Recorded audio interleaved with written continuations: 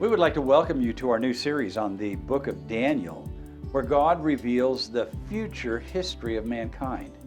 Now, Daniel tells us we are in the last moments of human history and concludes with God's redemption of mankind. We invite you to stay with us. We know you will be blessed. Sometimes it's hard for me to remember you are near. Pace of life just gets so out of hand. I try my best, but it's just never good enough. I'm reminded of how much I need to know.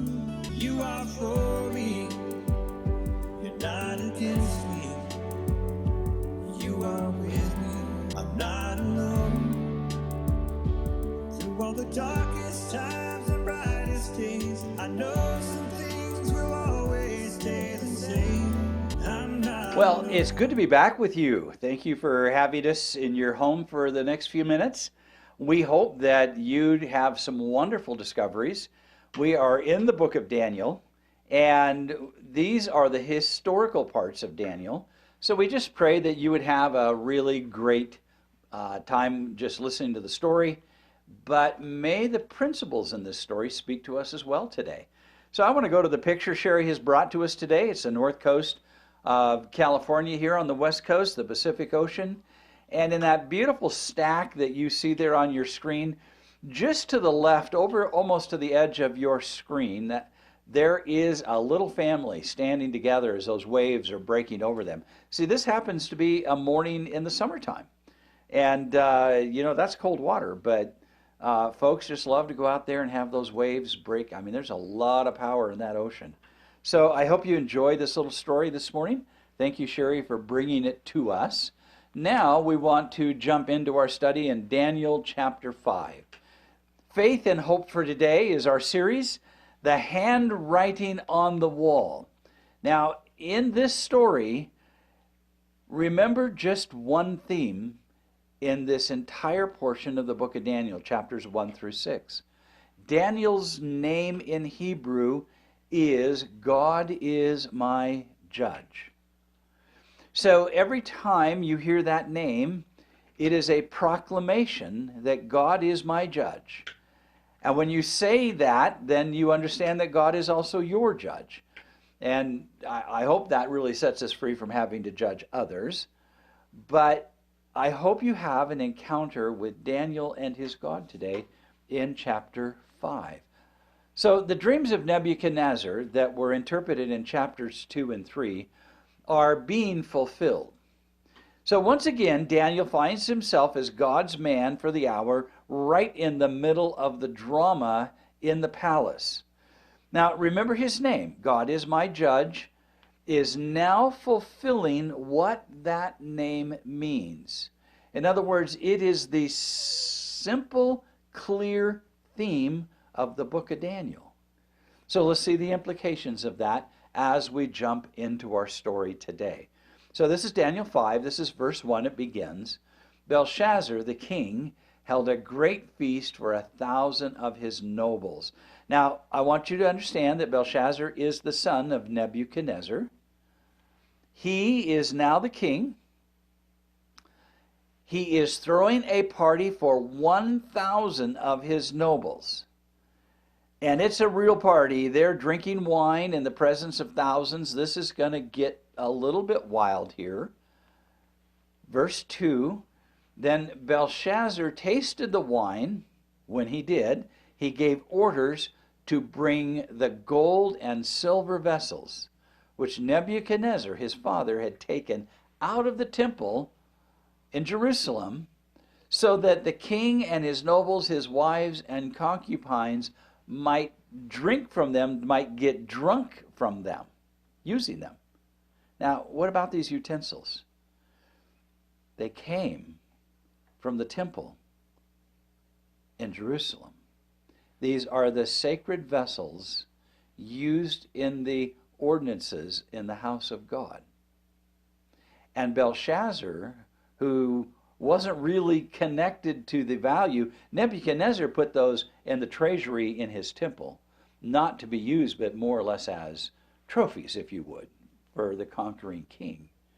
But notice his son decided to use them for a big party to get drunk, which would essentially be blasphemy. Verse 3, then they brought the gold vessels that had been taken out of the temple, the house of God, which was in Jerusalem, and the king and his nobles and his wives and his concubines drank from them. Verse 4, they drank the wine, but now listen carefully, and praised the gods of gold, silver, bronze, and iron, wood, and stone, which were their gods that they imagined and made up as real gods. We call them idols, if you would.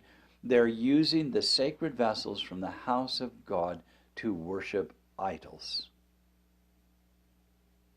Now, you can't really get more blasphemous than that.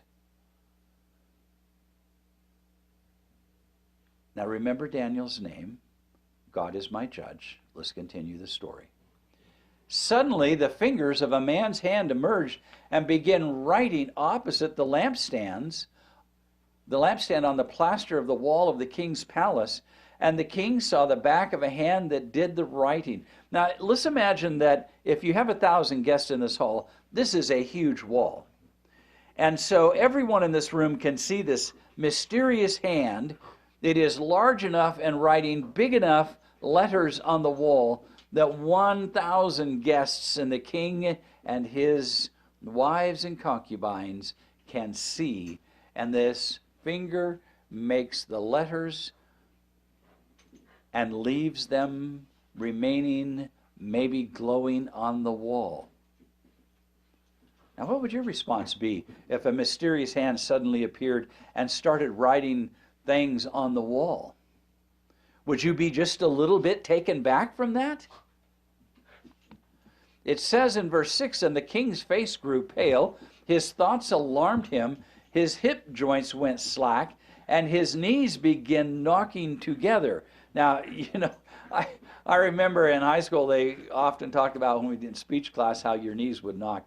I just want you to know that this has been a human problem for centuries, and Belshazzar here is having a terrifying moment. What could this mean? What on earth could this mean? Verse 7, the king called aloud to bring in the conjurers, the Chaldeans, the diviners. The king spoke and said to the wise men of Babylon, any man who can read this inscription and explain its interpretation to me shall be clothed with purple and have a necklace of gold around his neck and have authority as third ruler in the kingdom. Now, I'm going to tell you, in this kingdom, that's a lot of power and a lot of authority and a lot of wealth, because those garments had political implications. That gold had authority and implications that went with it. And the title had serious implications of authority. So anyone who could give the correct interpretation would become the third most powerful person in this nation. That is really an invitation to rise to the occasion, isn't it? So in verse 8 we read, then all the king's wise men came in, but they could not read the inscription or make known its interpretation to the king. So I'm going to venture to say it was most likely written in Hebrew, because they did not speak or read Hebrew. And in verse 9 it says, then King Belshazzar was greatly alarmed, his face grew even paler, and his nobles were perplexed. So just think about how God is approaching this message now to Belshazzar. He wants to convey something profoundly significant to him. And he does it through this hand floating in the air, writing this message on the wall. And it's getting through. Everyone in that room is, I believe, in a temporary moment of paralysis looking at that wall, and their minds are just frozen. They're perplexed, is how Daniel recorded it. Then the queen entered the banquet hall because of the words of the king and his nobles. And she spoke. Here's what she said. O king, live forever. Do not let your thoughts alarm you or your face be pale. So she's reading the situation correctly, isn't she? She is fully aware of the alarming moment this is for this young man who is now king over this nation. But she has good news. There is a man in your kingdom in whom a spirit of the holy gods, and in the days of your father, illumination. Now please make note of this list. Illumination, insight, and wisdom, like the wisdom of the gods, were found in him. Now, we talked about spiritual gifts earlier, how God gifted Daniel wisdom and his friends wisdom, but more than that, Daniel was given the ability of interpretations of dreams and visions. But I want you to look now as we are reaching the elder years of Daniel, and I want you to notice how this spiritual gift is manifested in this story. And King Nebuchadnezzar, she continues, your father the king appointed him chief of the magicians, conjurers, Chaldeans, and diviners. Now, just pause for a moment here. Here, Daniel, with this spiritual gift, is able to rise to this position as a young man.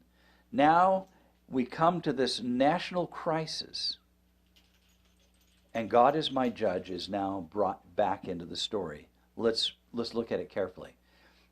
This was because an extraordinary spirit, knowledge and insight, interpretation of dreams, explanation of enigmas, and solving of difficult problems were found in this man, God is my judge, whom the king named Belteshazzar. Let Daniel now be summoned, and he will declare the interpretation. So Daniel was brought in before the king. The king spoke and said to Daniel, are you that God is my judge, who is one of the exiles from Judah, whom my father the king brought from Judah? Now keep in mind that this young man grew up in the palace. He probably knew Daniel when he was younger. But there is such a disconnect between this young man and his father and his father's administration. And I want you to pay attention to that. I think it's an important observation.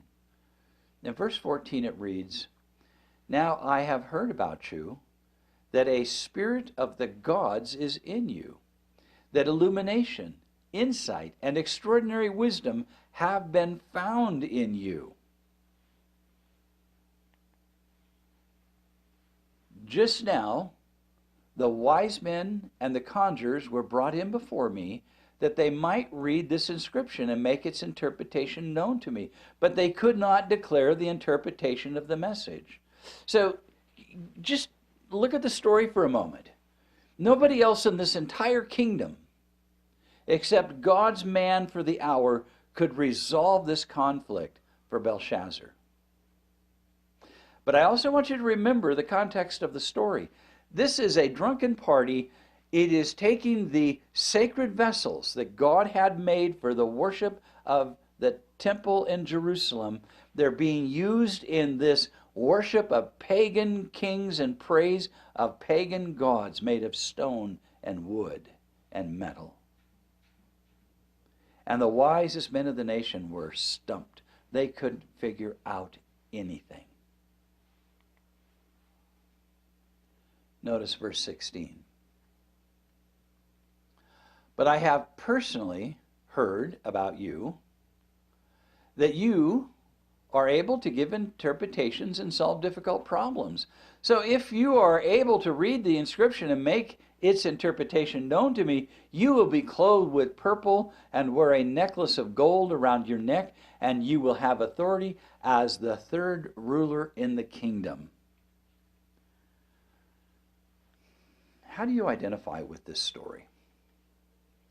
Well, I suppose that you could look at it this way.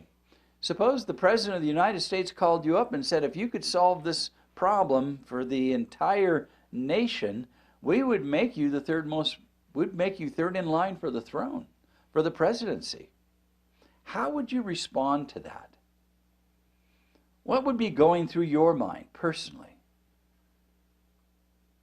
And as you challenge yourself with that thought, then we need to see how Daniel responded to that.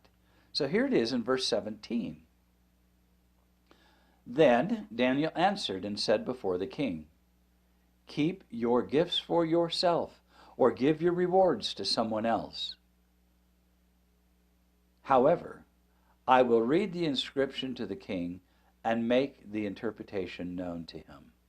Now, this is one of these moments in the book of Daniel in which you recognize where the servants of God have the ability, in the simplest way, to express humility. You see, to Daniel, it's not about power, it's not about authority, it's not about wealth. To Daniel, he says, I am here for God, and God is my judge, is going to make an interpretation, and he is going to reveal this to you. And he continues, verse 18. O King, the Most High God, granted sovereignty, grandeur, glory, and majesty to Nebuchadnezzar, your father. Now, this is really, really important, because this young whippersnapper, this young king, is going to get a brief history lesson. A very, very important history lesson. Listen to the principles that are laid out to him. Verse 19, because of the grandeur which he bestowed on him, all the peoples and nations and men of every language feared and trembled before him. Whomever he wished he killed, whomever he wished he spared alive, whomever he wished he elevated, and whomever he wished he humbled. So Daniel makes no qualms about the incredible authority and power that King Nebuchadnezzar had over his kingdom.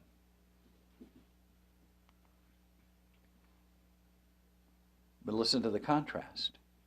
But when his heart was lifted up and his spirit became so proud that he behaved arrogantly, he was deposed from his royal throne and his glory was taken away from him.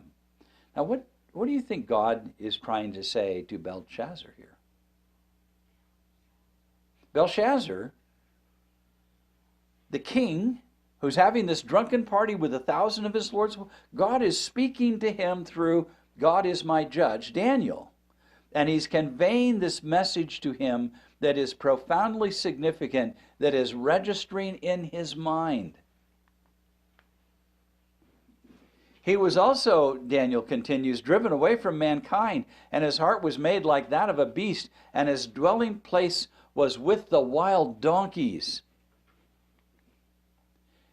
He was given grass to eat like cattle, and his body was drenched with the dew of heaven, until he recognized that the Most High God is ruler over the realm of mankind, and he sets over it whomever he wishes.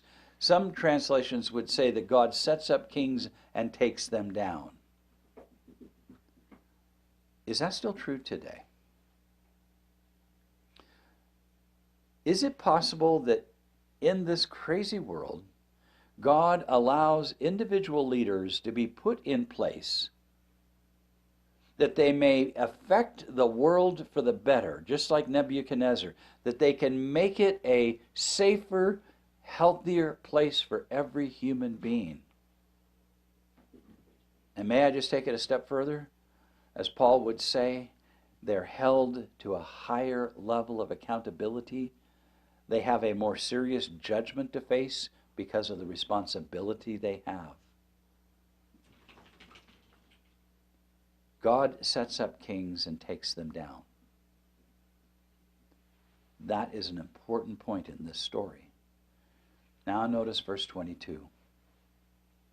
Yet you, his son Belshazzar, have not humbled your heart, even though you knew all of this. Did you catch that? Belshazzar knew all of this already. This was his own history. Isn't it interesting how sometimes our own arrogance can make us forget our own history and the important lessons we needed to learn from where we came from? I have two thoughts here. One is, everyone does what they do because they gain a benefit from it. So Belshazzar is gaining a benefit from this party he's throwing. He's gaining a benefit from taking the sacred vessels and using them for a drunken party. But someone else said it this way, that in your family you're giving blessings and curses. And that as we mature and grow up as adults, that we get the choice every day to carry on the curses or to allow the blessings to take root and grow us into the men and women we're called to be. Where's Belshazzar in this experience? He's arrogant. He thinks he's something. Maybe one of the most dangerous positions a human being can be in. And he failed to value his history and to learn from it. Can you draw a lesson from this for yourself personally? Verse 23, but you have exalted yourself against the Lord of heaven, and they have brought the vessels of his house before you, and you and your nobles, your wives, your concubines, have been drinking wine from them. Now they're indicted by the man whose name is God is my judge. And you have praised the gods of silver, gold, bronze, iron, and wood, and stone, which do not see, hear, or understand, but the God in whose hand are your life and breath, and all your ways you have not glorified. Makes you wonder if there was a sense of reverence and acknowledgement of God, if this story might have had a different outcome, doesn't it? In verse 24, then the hand was sent from him, and this inscription was written out. Now this is the inscription that was written out, Mene, Mene, Tekel, Upharsin. Those are the letters still glowing on that wall, written by the invisible hand. This is the interpretation of the message. Now, I hope you have the whole story in your mind. What Belshazzar is just doing, what he has accomplished in his just totally ignoring the importance of God. The message interpreted reads like this: Mene, God has numbered your kingdom and put an end to it. Now wait a minute. Put an end to it? You mean it's over? Belshazzar just received information that God has judged him. And the message is being conveyed by a man whose name is God is my judge. And he has now just imposed on Belshazzar that God is his judge as well. Tekel, you have been weighed in the scales and found deficient. You've come up short. Now, in the New Testament, hamartia is the word for sin, which means you have missed the mark. You have come up short of putting your arrow directly in the center of the target. In this word, it implies, Belshazzar, you have come up short. You've been found deficient. You have missed the mark. Your sin has caught up to you. I hope you're paying attention to this. Perez, or Upharsin would be the word Perez. Your kingdom has been divided and given over to the Medes and Persians. Now, if you're the king and you're sitting there having this grand party, what would you be saying? Oh man, this guy is just like off he's not even close to being right. We're having a great time in my kingdom. Pay attention, verse 29. Then Belshazzar gave orders. They clothed Daniel with purple and put a necklace of gold around his neck, issued a proclamation concerning him that he now had authority as the third ruler of the kingdom. Verse 30.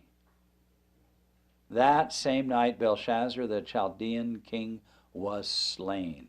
The artist conveys the Medes and Persians walking through the gates of Babylon here. It's just a really remarkable piece of art because he has truly and accurately captured the blue tiles and the animals that are in the reliefs of those walls. Parts of those walls of Babylon are actually in one of the museums in England. You can actually go there and see some of this handiwork of ancient Babylon. So the picture you're looking at is a correct interpretation from the artist of what those gates of that city actually looked like. So Darius the Mede received the kingdom at about the age of 62. So Daniel once again verifies that God, the creator of the universe, has spoken the future and it has been fulfilled as he said it would. That is such incredible good news. That the God of the universe is able to fully identify with Nebuchadnezzar and Belshazzar and Daniel. Can you understand that the God of the universe can fully identify with you and with me in our daily lives and know what is coming around the corner? And what does he ask? Have we humbly accepted that we are dependent upon him by faith alone, and that the praise and the honor and the glory of those things in our life are deserving to God? Not to our jobs, not to our belongings, not to our possessions, but to God himself. I want to take just a moment and go to our picture, this last one of the slides that we want to see this morning. And I want you, this is just one of those big waves that comes crashing in, and Sherry's out here standing on this rock, and this wave is washing over the rock. She's having a great time out there. But it just shows you that incredible power of the ocean to come in and reshape those beaches and that sand over and over and over. Are you allowing God to have dominion in your kingdom? Do you give him honor, glory, and praise? Because God is my judge and yours too. Blessings now. Thanks for listening. I hope you have an awesome rest of your day. Thank you for watching today. Our email address is screamingrockministries@gmail.com, or drop us a note to Screaming Rock Ministries, P.O. Box 5622, Twin Falls, Idaho 83303.